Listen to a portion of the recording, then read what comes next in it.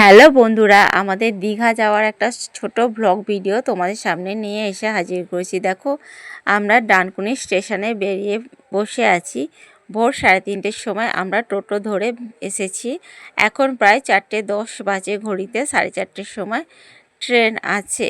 চলো, আমরা হাওড়া যাচ্ছি, সেখান থেকে ট্রেন ধরে দীঘা যাব। দেখো চারিপাশের পরিবেশটা কত সুন্দর, ভোরবেলার পরিবেশটা বেশ দারুণ লাগছে। যে যার গন্তব্যে যাবো বলে রেডি হয়ে আছে, সবাই বসে আছে। দেখো বেশ একটা সুন্দর পরিবেশ। তবে যখন বাড়ি থেকে বেরোই তখন বৃষ্টি পড়ছিল না, এখন দেখো বৃষ্টি পড়ছে, হালকা ঝিরঝিরি দেখো দেখা যাচ্ছে।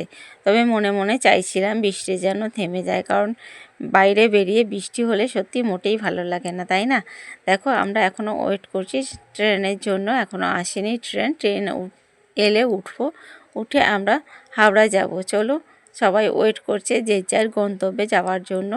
এরপর ট্রেন এসে যায়, আমরা ট্রেনের মধ্যে উঠে পড়েছি। সকালে একটা সুন্দর স্নিগ্ধ পরিবেশ, আর ট্রেন ফাঁকা ছিল। লোকাল ট্রেন ভোরবেলার, এখন প্রায় 5:30 বা 5:30টাও বাজেনি, প্রায় 5টা বাজে, তাই না? আর সবাই চলো দেখা হবে লোকজন সবার সাথে। এরপর হাওড়া যাওয়ার জন্য ডানকুনি থেকে 4টি স্টপেজ পড়ে, এরপর আমরা হাওড়া আশপাশে চলে যাই। দেখো হাওড়া কারশেডে ট্রেন ঢুকে গিয়েছে, ট্রেন চলতে শুরু করে দিয়েছে। এরপর আকাশ ঝকঝকে হয়ে গিয়েছে, ট্রেন চলছে।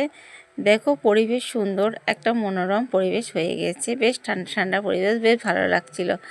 দেখো এরপর আমরা চলে আসি হাওড়া স্টেশনে, হাওড়ায় নেমে পড়েছি। এরপর আমরা হাঁটতে শুরু করি দীঘা এক্সপ্রেস ধরার জন্য। তাম্রলিপ্ত এক্সপ্রেস 6:45টায় সময় ছাড়বে। দেখো ঘড়িতে এখন প্রায় 5:30 বাজে। আমরা একটু সকাল সকালই বেরিয়ে পড়েছিলাম, কারণ বাইরে বেরিয়ে একটু তাড়াতাড়ি বেরোনোই ভালো। আর আমরা সবাই মিলেই যাচ্ছিলাম, তবে সবার আলাদা আলাদা জায়গায় ট্রেন উঠেছিল যে যার স্টেশনে। তো হাওড়া স্টেশনে গিয়ে সবাই মিলে একসাথে মিলিত হয়ে তবেই লোকাল ট্রেনে, মেল ট্রেনে যাব। চলো উঠে পড়েছি এবার মেল ট্রেনে। তবে আমাদের একটা চপ খেয়ে নিচ্ছিলাম, পাঁশকুড়ার চপ। চলো এবার ব্রহ্মপুত্র নদীর উপর দিয়ে আমরা যাচ্ছি। তো আমাদের সবারই আলাদা আলাদা জায়গায় সিট কনফার্ম হয়। প্রথমে আমাদের সিট কনফার্ম হয়নি, ওয়েটিং ছিল, তাই আলাদা আলাদা জায়গায় সিট পড়েছিল। তো আমরা যাচ্ছিলাম, গিয়ে যে যা সবাই দীঘায় নিশ্চয়ই সবাই একসাথে মিলিত হব, সেখানে একসাথে থাকা হবে।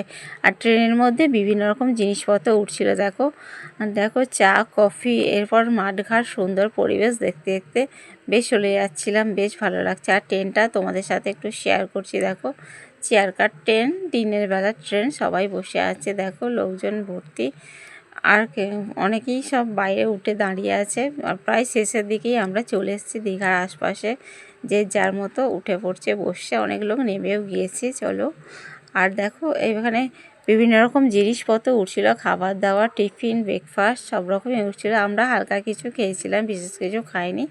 তো আমরা হোটেলে নেমে গেছিলাম। এরপর দেখো আমরা দীঘা স্টেশনে এসে গেছি, এখন প্রায় 10:30 বাজে।